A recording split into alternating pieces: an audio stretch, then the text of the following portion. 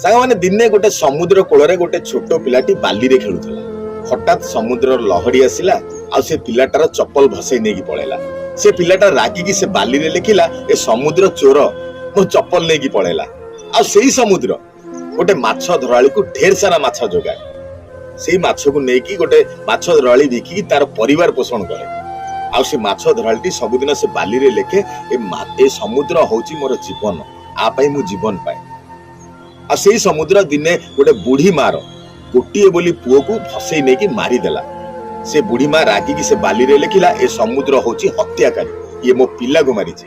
ଆଉ ସେ ସମୁଦ୍ର କୂଳରେ ଦିନେ ଗୋଟେ ବୁଢା ଲୋକଟି ବୁଲୁଥିବା ସମୟରେ ତାକୁ ଗୋଟେ ମୋତିଟା ମିଳିଲା। ସଙ୍ଗେ ସଙ୍ଗେ ସେ ବାଲିରେ ଲେଖିଲା, ଏ ସମୁଦ୍ର ହଉଛି ରତ୍ନର ଭଣ୍ଡାର। ତ ସାଙ୍ଗମାନେ କିଛି ସମୟ ପରେ ସମୁଦ୍ରର ଲହଡି ଆସିଲା, ଏଇ ଲୋକମାନେ ଲେଖିଥିବା ଶବ୍ଦ ଗୁଡକୁ ସବୁ ଲିଭେଇ ଦେଲା।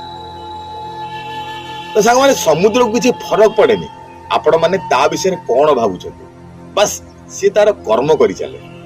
ସେହିପରି ଏ ସମାଜରେ ଆମକୁ କିଛି ଫରକ ପଡିବା ଦରକାର ନାହିଁ ଯେ କିଏ କଣ କହୁଛି, କିଏ ଆମ ବିଷୟରେ କଣ ଭାବୁଛି, କଣ ଚିନ୍ତା କରୁଛି। ଆମେ କେବଳ ଆମ କର୍ମ କରି ଚାଲିବା, ବାକି ଫଳ ଭଗବାନଙ୍କ ଉପରେ। କଣ ସାଙ୍ଗମାନେ ଠିକ କହିଲି ତ? ଜୟ ଜଗନ୍ନାଥ।